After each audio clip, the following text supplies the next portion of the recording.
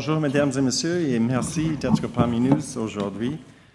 My name is Ian McKay. I am the CEO of Invest in Canada, which is Canada's investment promotion agency. And in that role, I have the opportunity to travel to key markets around the world and meet with decision makers in multinational companies, sovereign wealth funds, private equity firms, and others who are making decisions involved in the placement of foreign direct investment. Fortunately for Canada, the past couple of years have been very prosperous in the pursuit of FDI. In a world that's truly struggling with geopolitical tensions, trade disruption, protectionism, and a contraction, in fact, of global capital flows, Canada has emerged as an open, progressive, innovative economy, an oasis of stability, if you will. And global investment capital has responded by increasing FDI into Canada by 70% in 2018, a trend that is in fact continuing throughout all of 2019. Now, external factors have played a role in this shift toward Canada, but there are also some domestic policy initiatives that have played a critical role. Canada's banking system, as many of you will know, is recognized as the most stable banking system in the world. None of our banks, of course, were caught up in the crisis of a decade ago. There were no bank failures, not a penny of taxpayer funds was used to bail out the banks. In terms of corporate taxes, Canada has the lowest marginal effective tax rate in the G7, a rate that is in fact 5 points below that of the United States. In terms of access to global markets, Canada has free trade, with 51, soon to be 55 countries opening a consumer market of 1.5 billion consumers. In terms of a focus on innovation, Canada has built 5 sector-specific superclusters. Superclusters in digital economy, in the protein industry, advanced manufacturing, artificial intelligence, and ocean sciences. These are sectors where Canada's not only demonstrating global leadership, but is inviting companies, researchers, investors, startups from across Canada and around the world to accelerate innovations in the 21st century. But the one factor that has attracted global investment to Canada more than any other is Canada's multicultural and globally connected talent pool. The most educated workforce in the OECD. This is the ingredient, the currency that the government of Canada is doubling down on. An immigration policy that is geared toward fast-tracking applications for highly skilled talent from around the world, and this has caught the attention of global investors. Indeed, Canada is emerging as the place where the world goes to innovate. Now, this afternoon's panel discussion will focus on the role of financial intermediaries, the role they play in fostering long-term, sustainable economic growth. The broader context of the discussion, of course, includes the challenges that come with geopolitical shifts, protectionism, low and negative interest rates. It includes the role of equity and debt instruments, green financing, and the evolution of private equity. We'll hear about the empowerment of communities, the role of microfinancing and other tools to deal head-on with the issues of economic inequality. And as we talk about long-term sustainable economic growth, we're talking also about impact investing, how capital is deployed to seek profit, but also to pursue social good. What are the metrics by which financial entities can measure impact with the same accuracy as they measure profit? How does mission-driven capital fuel mission-driven entrepreneurs who are presenting new and transformative opportunities all over the world? Impact investment is alive and well in Canada, driving sustainable, inclusive, and progressive growth for both investors and communities. You know, at the beginning of this century, corporate sustainable responsibility was a buzzword at the heart of every company's annual report. I dare say in many cases for reasons of compliance rather than leadership. And of course, a decade ago, global financial institutions were, in many respects, just being carried by the crowd, making decisions that were, in fact, never going to lead to economic growth. It is clear that the tide is now turning, and I think it's turning in Canada's favor. Canada is attracting smart talent, smart companies, smart capital like never before.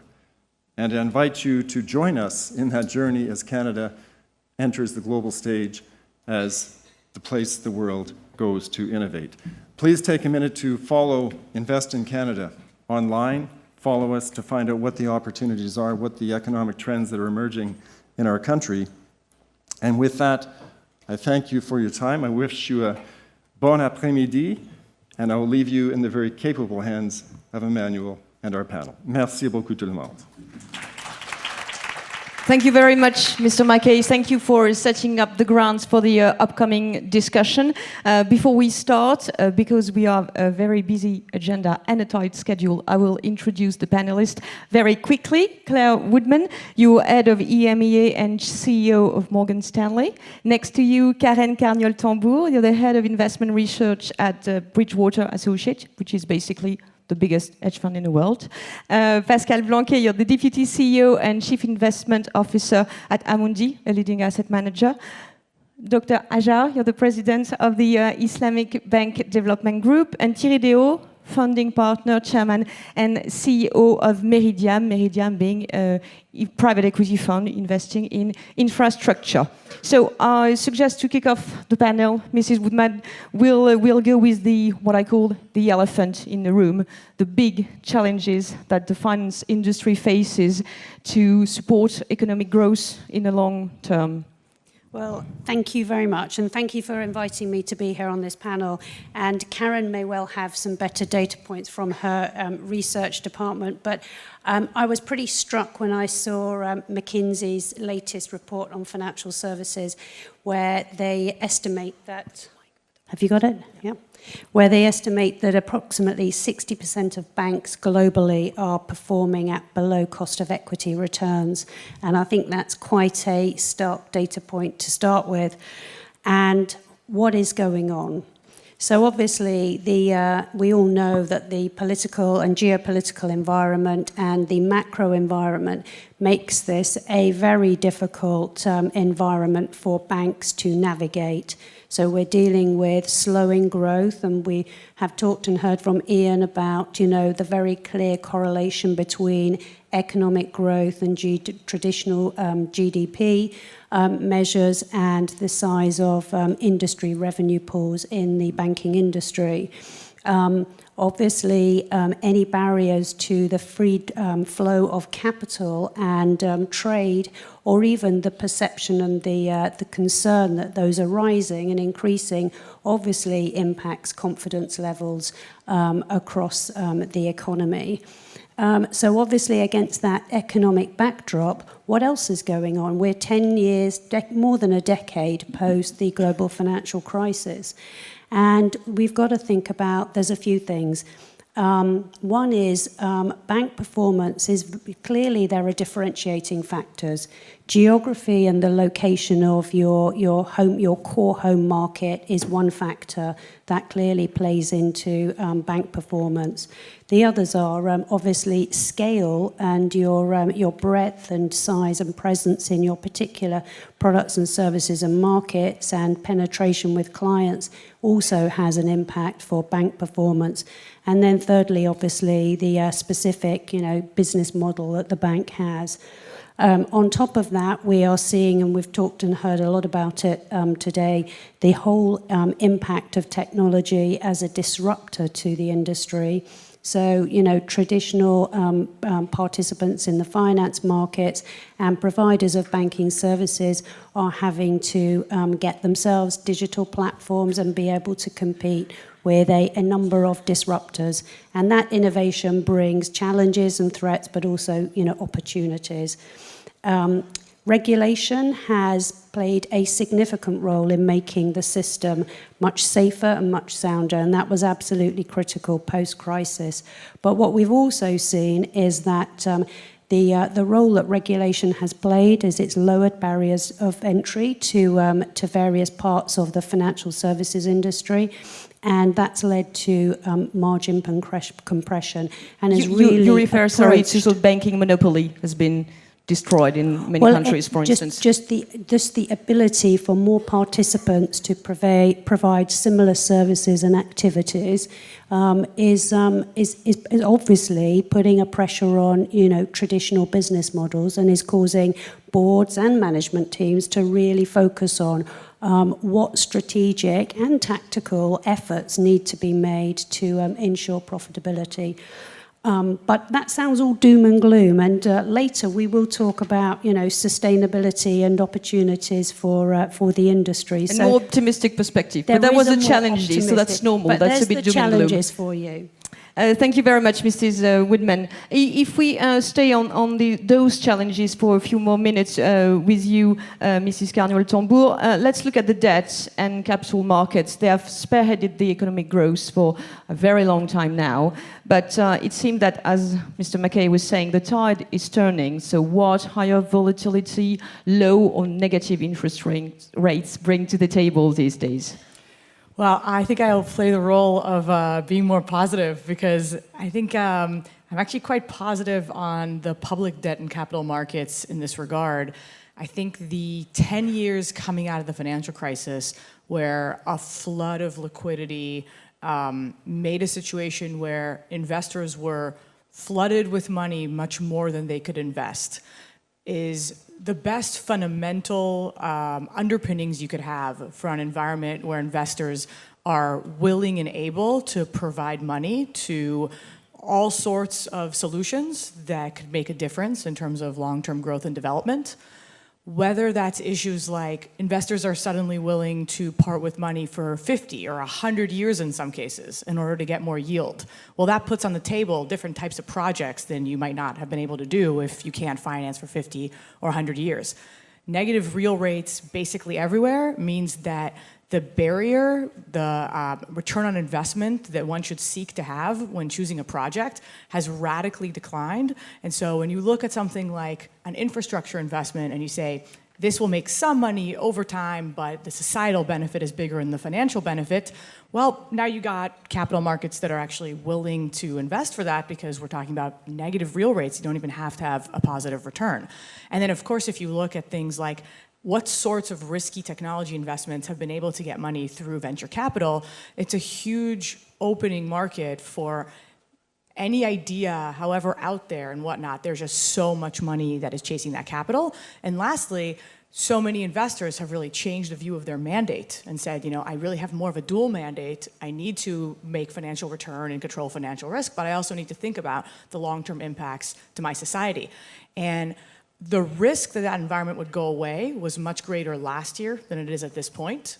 Central banks around the world were more in a mentality that maybe it's time to normalize policy. We've had such easy policy for so long, the cycle is going on for such a long time, that it almost seemed like the traditional thing to do would be to tighten policy into that. And what we saw at the end of last year, as it was clear that the tightening was too much, is a big shift in paradigm away from the idea that monetary policy needs to be set kind of blow by blow as the short-term cycle turns. Every time that employment rate falls a little bit, you would tighten a little bit, to more what it looked like in the 30s and 40s, when there was a sense that it didn't really matter if the short-term cycle was going up and down. Monetary policy had to stay accommodated for a long time, and that might stretch that on for much longer. Where I'm more negative is that even in an environment where a lot of money will be chasing these opportunities, the shortage is actually more in the opportunities. So much money has looked for higher yielding investments, and so many investors have changed their minds in terms of wanting to contribute to the world when they invest, and yet there haven't been large enough whether it's institutions or, in my view, governments could really play the biggest role, saying this is how I will use the money, and going out there and saying I would like to go and borrow for 100 years to transform the economy to be greener. And governments is really the biggest opportunity when you look at the 30s and 40s, the last time we had this sort of paradigm in monetary policy. It was really governments that took that lead, partly because society changed their view of what government's role was, whether it was things like the New Deal at the time to say it's really government that should take the lead and is the biggest, largest scale investor that could say, I'm willing to go borrow at huge scale, take advantage of negative rates for 50 years and change the face of the economy.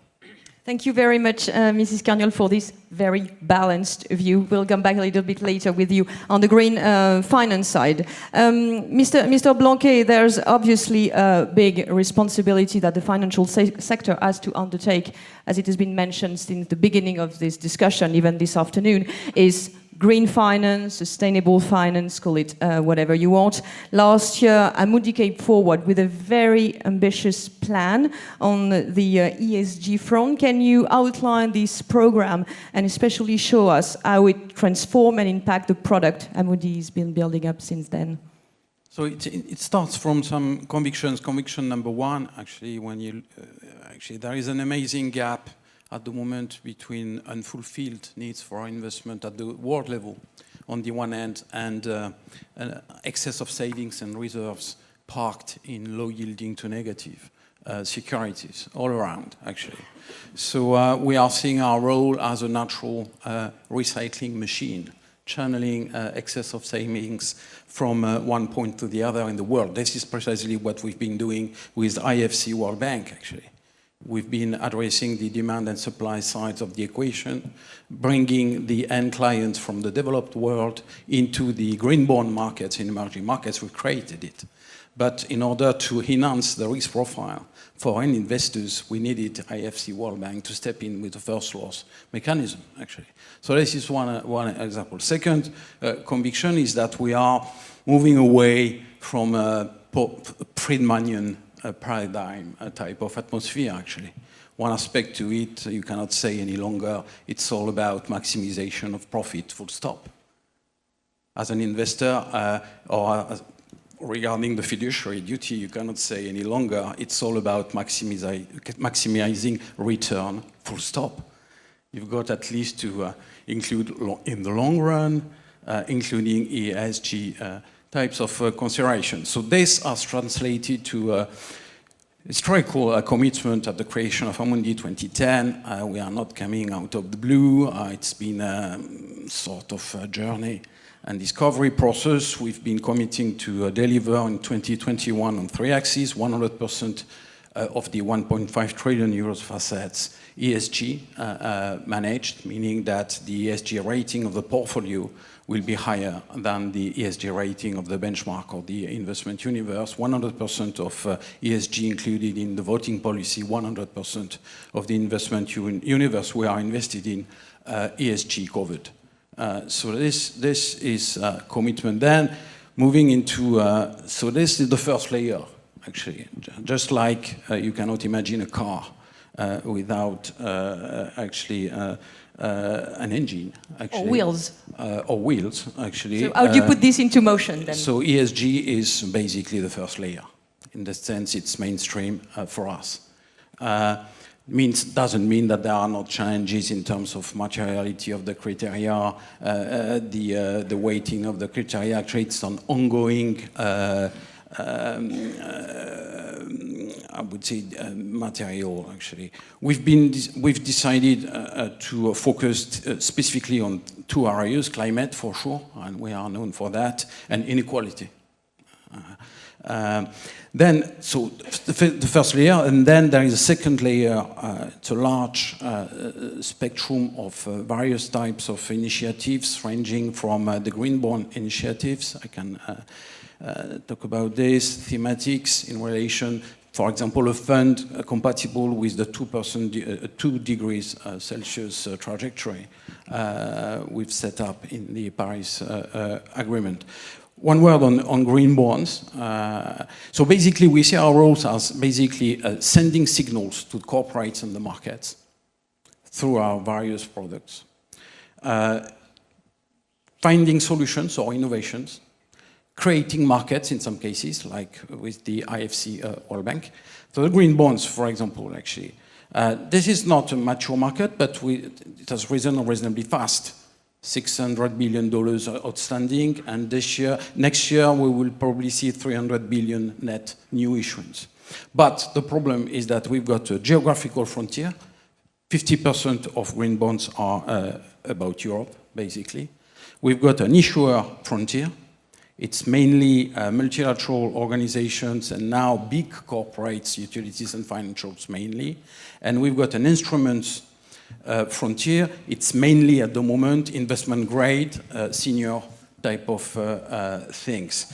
So this is why IFC World Bank was a way to address the geographical frontier, actually bringing excess of savings from developed world into the emerging market world with issuance by banks on the ground. We provided with the IFC a technical facility to train the people across the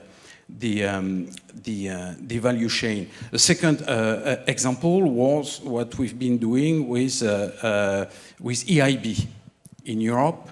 It's the way to address the instrument frontier, actually. So we've built a 1 billion fund with the EIB.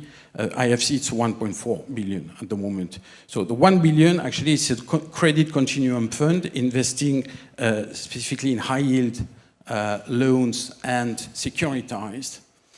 So those instruments, not well treated at the moment, and mid caps. And the third example, most recently, I will stop here, is with AAIB Asia Middle East, actually, where we've announced the launching of a $1 billion fund in relation to issuance on criteria linked to climate mitigation, climate resilience, and engagement of corporates on climate goals. Thank you very much, Mr. Blanqué, for walking us through this example. Dr. Hajjar, we're going to do the same exercise with you, meaning understand how the Islamic Development Bank is embracing ESG investment as well, and how does that help you to support growth, but also empower communities through innovation and partnerships? First of all, thank you very much for inviting me to the panel that discussed very important issues, which is beyond any single individuals, in institutions, entities, governments to tackle. And it requires a pooling our resources, our faith, our intellect, since this will determine our future collectively. Just I would like to say a few words about the Islamic Development Bank. It is a multilateral development bank, was established 46 years ago to promote economic and social development in 57 member countries. In addition to that, to Muslim communities in non-member countries. So we are engaged with improving the life of 1.7 billion people in the 4 continents. So 1 out of 5 is the world population. Let me come back to our issue that I would like really to focus my intervention on the future to address the challenge of aligning finance to growth. We need to know what kind or what growth will look like in the future, in the context of the future.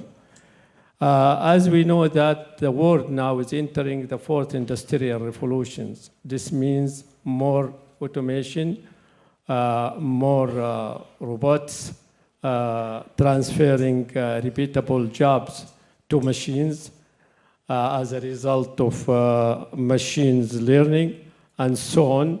So this has introduced many challenges, and I would like really to focus just on 2 of these challenges.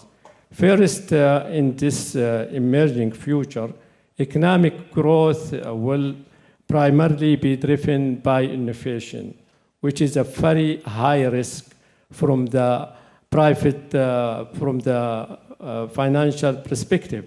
Financial institutions always saying that we want to reduce the risk.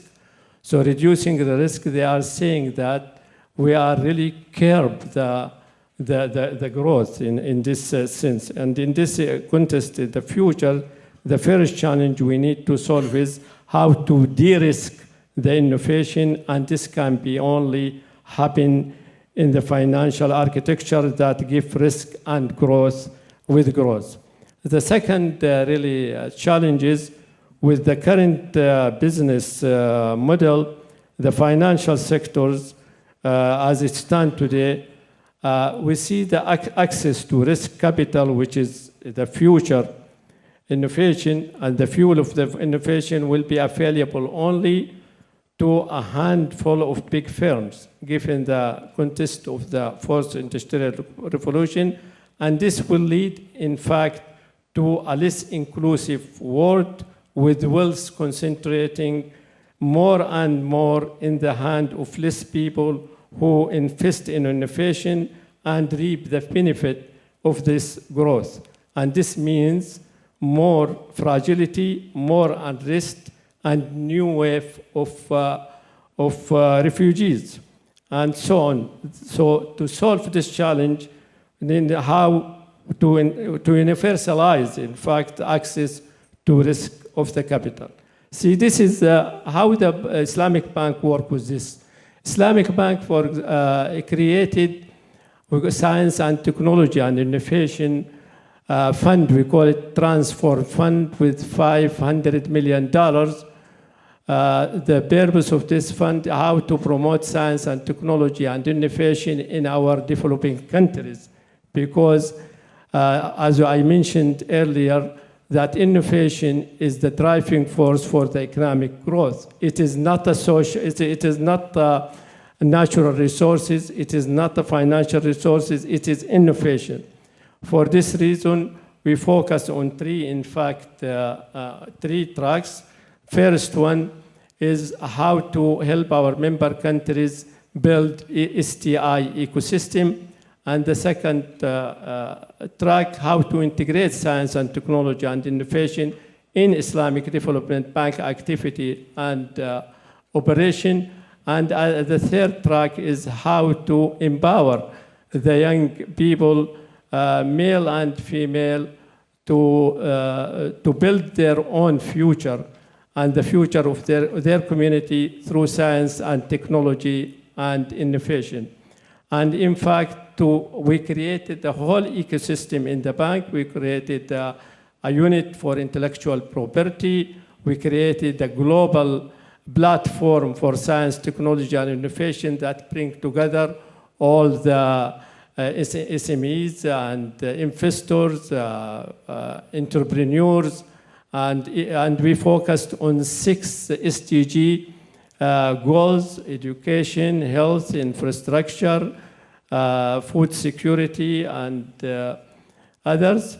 So this is what we are, how we are going to integrate, in fact, innovation, because we are talking about the future. We are talking about 2030 and beyond. So we should really focus how this growth is going to look like in the future. It is not like we are now in 2019. So this is why you're really driving this through innovation. Thank you very much, Dr. Hajjar. Mr. Déau, it's to wrap up this first round of discussion, it's obvious that we're going to turn to you because, I mean, you just gather all the good points that the speakers have raised at the beginning of the conversation. Private equity dynamics that Mr. Karniol-Tambour highlighted at the beginnings. Extra return, creating alpha is what private equity does. Long-term investment in real assets. So, and also being at the forefront of the ESG industry, so to speak. So, what do you share this optimistic view on what a fund like Meridiam sort of embodies at this time in the market? I'm actually very optimistic because the asset owners are optimistic about the topic. And they are, in the end, the people with the real money that we should not forget. But I mean, ESG for us has been at the core of our investment policy from the outset 15 years ago. And obviously that goes with long-term investment because ESG has to be measured, has to be delivered. And to be credible in ESG, you do need to stick around for more than a year or a quarter in an asset. So that naturally goes, but I think it's better to say it out loud. And that is why we do invest for 25 years in our funds, in those assets. But since then, we've evolved and actually integrated the Sustainable Development Goals of the UN into our investment policy to the point of transforming our company into a mission-driven company or a B Corp with 3 major SDG as the goals. I mean, obviously climate change is one, but it is not the only SDG we have to focus on. We also, obviously, for infrastructure investor, are looking at sustainable infrastructure as another one and access to clean energy. But I think it's now we have a tool with those SDGs that go beyond just having, box-ticking exercise in relation to ESG, because we do need to think about inclusions. We do need to think about better jobs and economic development, especially when we invest in emerging markets. So there's a balancing act. It's not all about climate. It's also about social inclusion and making sure that the investment that we make has a maximum impact in the maximum number of sustainable development goals. And in that sense, we've actually focused a number of specifically dedicated funds. We have one that is dedicated to energy transition that we actually launched at the Paris, at the COP21, really to focus, because one of the things that was mentioned is investment is not that easy. You have a lot of money available, but you actually have to work to make those investments. And when you think about energy transition, sometimes there are a number of small projects. You're talking about 20 million methanization unit from some farmers around France or other things like that. And so we had to create new business models to make this investable, create platforms to access biogas, for example, create a platform to develop EV charging for vehicles. And so that does take a lot of time, and that's where private equity can make a difference. Because you are at the forefront of doing things. Thank you very much. One little question on just to bounce back on what you just said. Obviously, we understand that the approach towards ESG is now more sophisticated than it was before. What kind of question or things do your LPs, your investor, ask you today? It's not only ticking the box. What do they want to know? How do they measure your commitment and the value you create through this ESG approach? So, to be totally honest with you, ESG is very last year for most LPs. If an LP doesn't ask you for an ESG questionnaire when you fundraise, it's a very weird and strange LP. It has become totally mainstream.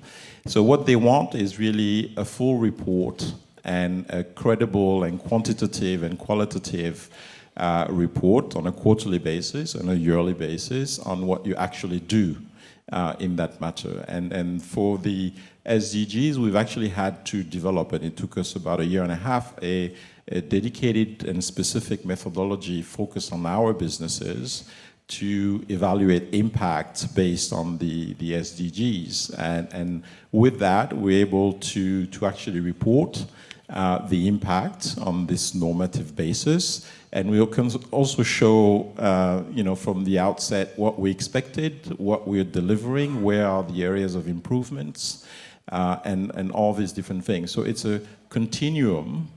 And it's important, especially when we think about the idea of transition. It's a social transition as much as an ecological transition. We're going from one state to the other. There's no magic wand to jump from one to just to the last stage. So it's quite important to measure. And to measure and to do that in the long run. Mr. Blanqué, would you like to say something? Actually, Actually, on the institutional side, because actually ESG has been driven initially from the institutional side and now is spreading fast in the retail space. But on the institutional side, one big turnaround was basically the realization that that ESG was compatible with the classic asset management metrics of risk and return.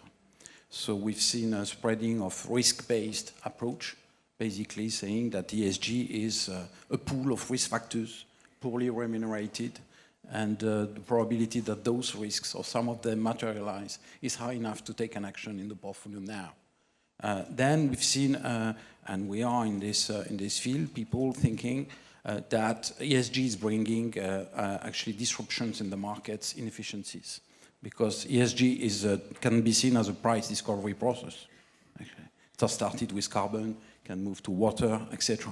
So we are in this kind of price discovery process. The pricing of green bonds today is it's an ongoing process. The first time a corporate issue a green bond, this is the same kind of yield as a traditional bond. At the second issuance or the third one, we are seeing some kind of a premium. So something is coming in. So this is my. I think it's a big turnaround. And as it's been said, critical challenges moving forward include materiality, data, clean data, measurement. Show me, actually, whatever your commitment is. Tell me what you stand for in the ESG space and measure it and show me. Thank you very much. This is exactly the question I was going to ask, Mrs. Woodman. Show me what you do, what commitments the firm you represent undertake on the ESG front. Yeah, thank you. So we set up our Sustainability Institute back in 2012 and have visibly been marketing to issuers across the frontier the benefits of green bonds, sustainability bonds, social bonds. And Pascal, I think I would say of the total fixed income market of green bonds are probably 2%, 3%, would you say, roughly? So there's a long way to go because we really need to diversify issuers. And that's a big piece of the work that we've been doing. We have been coming up with some really innovative structures for issuers whereby they can put up publicly available and they are measured on KPI targets. And the benefit for the company is that there's a ratchet down and a step down in their interest expense. So there's a real benefit for them in terms of the financing structure. But we really are just at the forefront. We need to do so much and really diversify. Away from that, as an institution, we have been very committed to reducing and ensuring that there's adequate financing for low carbon. So we made a public commitment that we would raise, in dollar terms, $250 billion of low carbon financing by 2030. And we have already made financing investments of up to 30 billion. So we've arranged a lot of financing, and so that's been a key thing. And then across the spectrum of ESG, we have been very focused on our initiative is around waste reduction, and we really care about plastic. So we've made a significant public commitment to reduce plastic waste. Thank you very much, Mrs. Woodman. Mrs. Karniol-Tambour, what are you doing at Bridgewater on that front?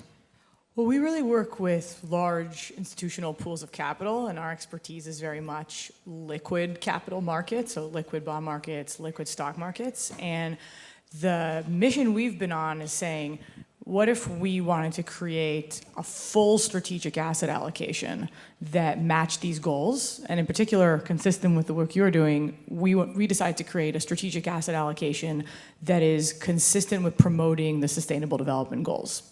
And the challenge we took on, many people have done versions of this, was really to say, can we do it scalable in large size, in a size that'll matter to the types of investors we work with? Because it's very easy when you say, I have a large pool of capital, I'm going to take a tiny, tiny allocation and make that really green and exciting. But to have a big impact, it's got to be something that you can do at a scalable size with a large amount of assets. And we would like to sort of create a model portfolio. If you wanted to do this very large and scalable, here's how we would do it. And what is the goal in terms of size? When you say scalable, what is the threshold when you start to really matter and make a difference?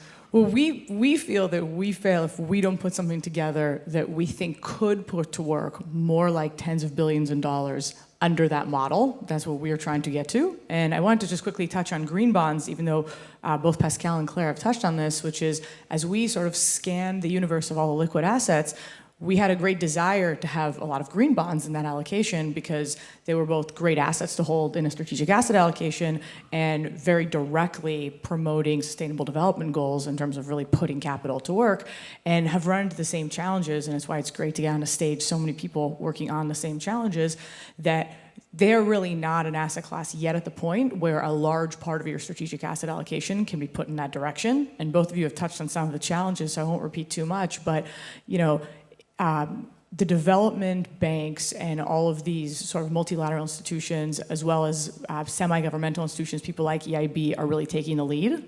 But we really haven't gotten to the point where there's a lot of liquidity out the duration scale, and so you can get real risk on. A lot of the issuance is pretty short duration at this point, and as we discussed, a lot of these are long-term projects.